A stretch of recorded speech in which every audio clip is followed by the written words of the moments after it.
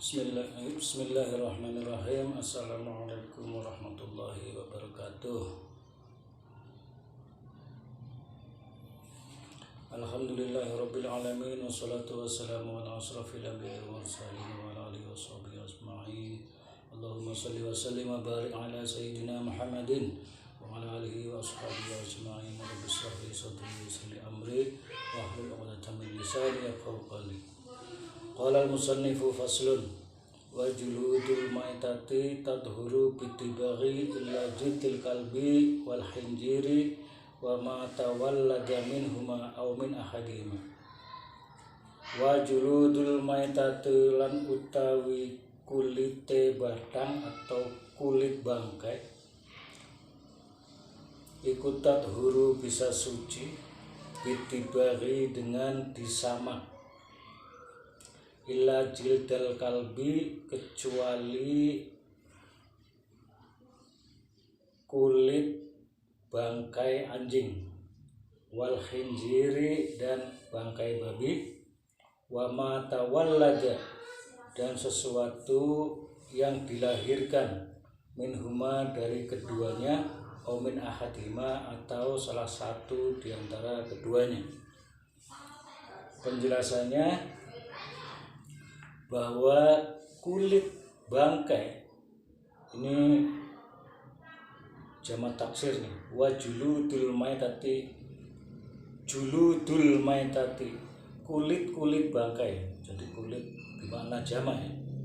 Kulit bangkai itu bisa suci dengan cara disamak, kecuali yang tidak bisa suci walaupun disamak itu adalah kulit anjing wal khinjiri dan kulit babi wa ma tawallada dan sesuatu yang dilahirkan minhuma dari keduanya au min ahadima atau dari salah satu di antara keduanya.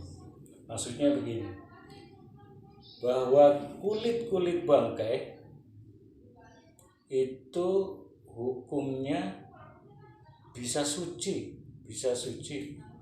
dengan syarat disamak. Disamak itu artinya apa? Dihilangkan, nih definisi disamak nih. Dihilangkan sisa dagingnya, daging sisa yang nempel. Dihilangkan sisa daging yang nempel, yang sekiranya daging itu ketika direndam bisa busuk dan mengeluarkan bau. Jadi disamak artinya itu adalah menghilangkan sisa-sisa dagingnya, dikerok, kemudian disamak atau direndam dengan air yang sepet-sepet seperti air widara itu yang sepet, atau bisa saja disamak dengan kotoran kambing, direndam dengan kotoran kambing lalu dikerok lalu dijemur, atau dikerok, setelah dikerok dicuci dulu baru dijemur. Nah itu hukumnya bisa suci, bisa digunakan untuk sajadah, bisa digunakan untuk drum, untuk beduk, zaman dulu untuk beduk, untuk kendang dan lain sebagainya. Jadi kulit itu walaupun asalnya dari kulit bangkai selain bangkai anjing dan bangkai babi, itu hukumnya bisa suci setelah disamak. Kalau itu kulit anjing atau kulit babi dan keturunannya yang dilahirkan dari perkawinan sejenis antara anjing dengan anjing, hasilnya anjing, babi dengan babi, hasilnya babi. Wa ma tawallada minhuma aw min ahadihima, atau dari hasil persilangan dari salah satu keduanya. Misal kambing perempuan diperkosa sama anjing laki-laki, sehingga dia lahir dalam bentuk dalam bentuk kambing. Maka kambing itu walaupun bentuknya performanya kambing, dia itu adalah hasil dari perpaduan anjing dengan kambing, maka hukumnya tetap najis. Atau misal daging babi perempuan diperkosa sama sapi. Nah, bentuknya lahirnya sapi. Walaupun bentuknya lahirnya sapi, karena itu adalah hasil persilangan daripada babi dan sapi, salah satu diantaranya adalah hewan yang najis, maka hukumnya itu najis. Itu nggak bisa disama. Nah, dasar sucinya kulit bangkai karena disamak adalah salah satu hadis Rasulullah Shallallahu Alaihi Wasallam yang diriwayatkan oleh Abdullah bin Abbas radhiyallahu anha, berkata, beliau mendengar Rasulullah SAW bersabda, "Idza dubighal ihabu faqad tahur." Apabila disamak ihabu kulit bangkai, faqad tahur, maka benar-benar suci.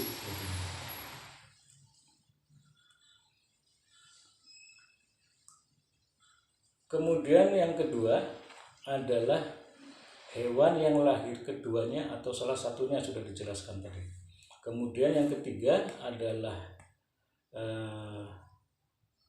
pengecualian, ini adalah bangkai manusia.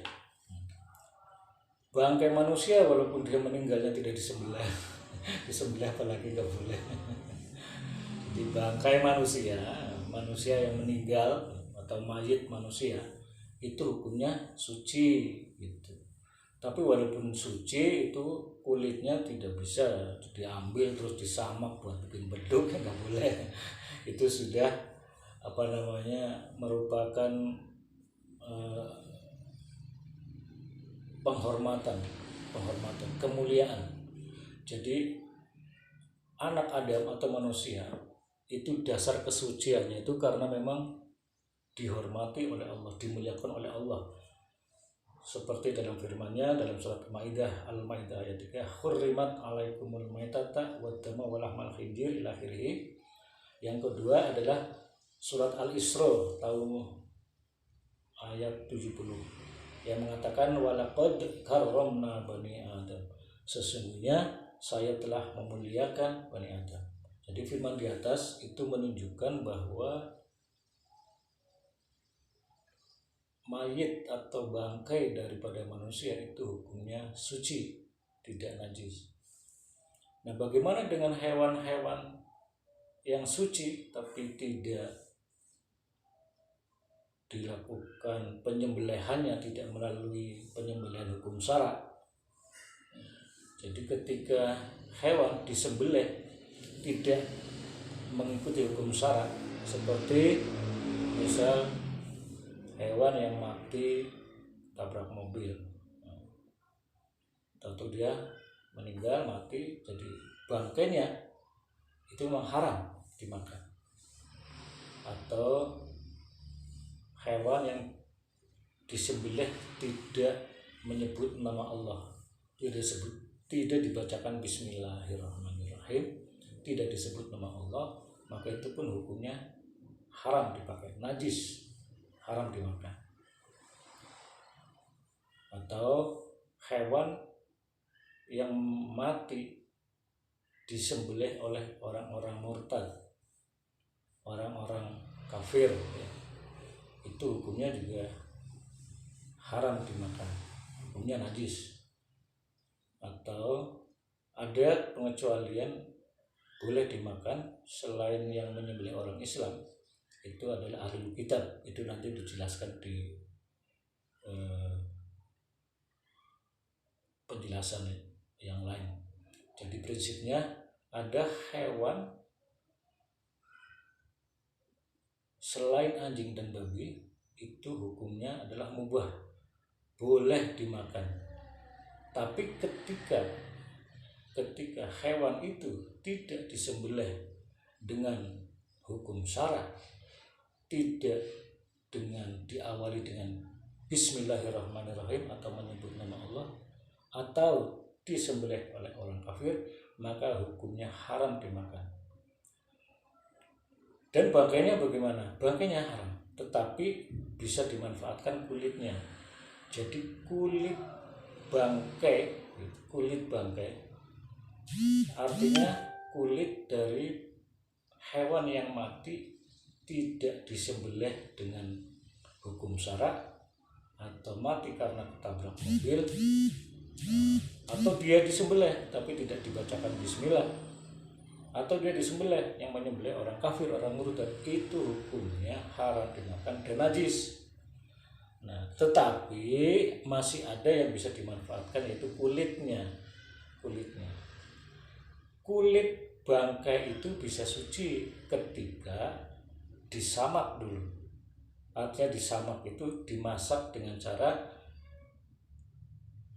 dikerok dulu sisa-sisa dagingnya, kemudian direndam dengan air yang sepet-sepet, dengan air dicampuran sepet-sepet seperti ya air udara atau dengan kotoran kambing.